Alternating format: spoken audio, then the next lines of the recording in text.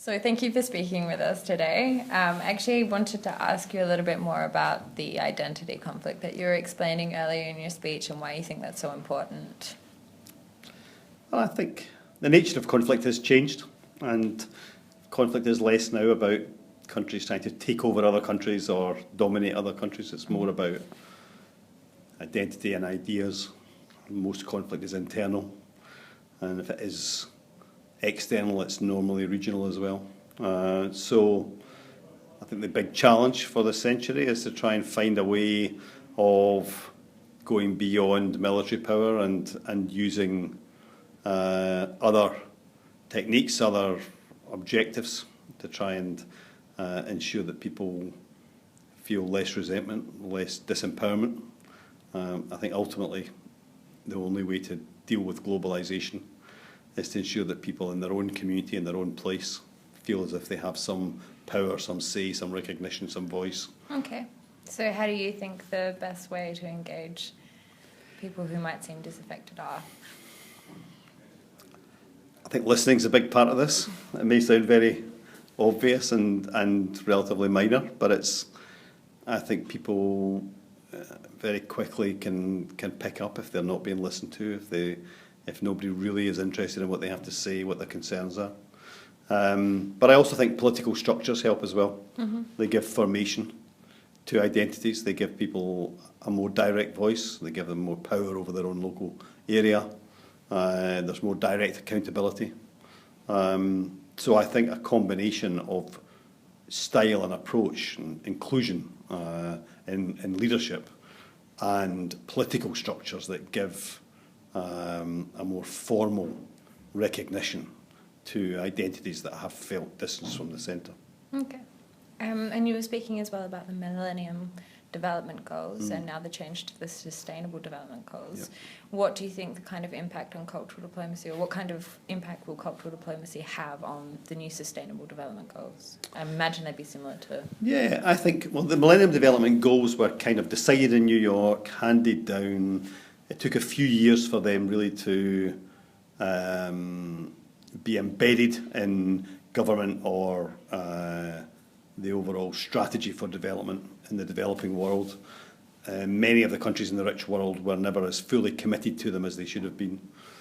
And I think the exciting thing about the new Sustainable Development Goals that will be agreed in September to replace them is that they have been the product of widespread consultation, lots more engagement. There's a real genuine partnership developing between the North and the South. And I think, therefore, that it's more likely that they will be more successful because the relationship will not be that dependent North-South, rich-poor relationship. It will be more, not just about partnership, but of local accountability and local responsibility in individual countries. And I think that, there could be events that make sure it doesn't work, but the chances are that this will be a really special time in the development of a fairer, more just world. Yeah, so the more accountability you can give a country, probably the better they can help their own identities come out, or...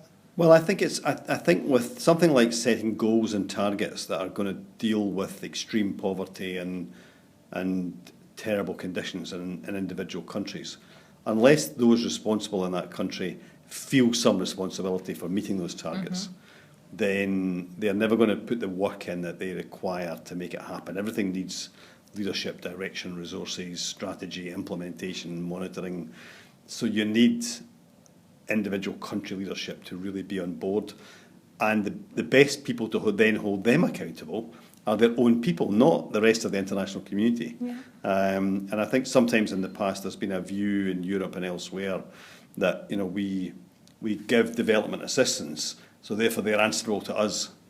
Actually, what you really want at the end of the day is governments that are answerable to their own people in transparent, accountable ways that then ensure that these targets mean something to the whole population and are more likely then to be implemented. Okay. Well, you've been described as a one-man international department. So can you give me your best example of cultural diplomacy? My best example of cultural diplomacy? Yeah.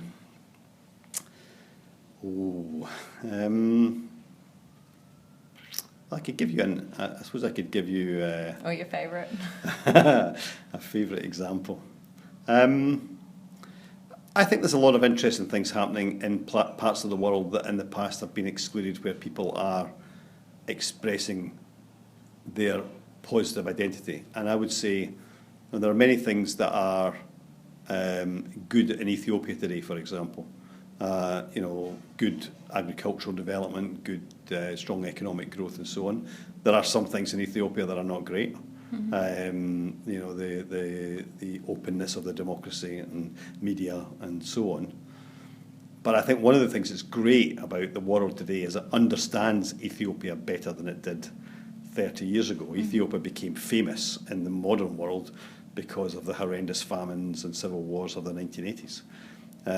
But I think today, because of the way that Ethiopia has represented itself around the world and the story that it's told, people understand this is a country with a very proud history. Yeah. It was the only country in Africa that was never colonised. It has a incredible, rich cultural history and pride that runs through the way it approaches its own business as well as the rest of the world. So I would use that as a good example of a country that has told in some ways an ancient story, but in modern times, to move away from an image of poverty, dependency, famine, civil conflict, to one where they can hold their heads up a bit higher in the world and people in the world take them a bit more seriously. Okay. Well, thank you very much. Is an example.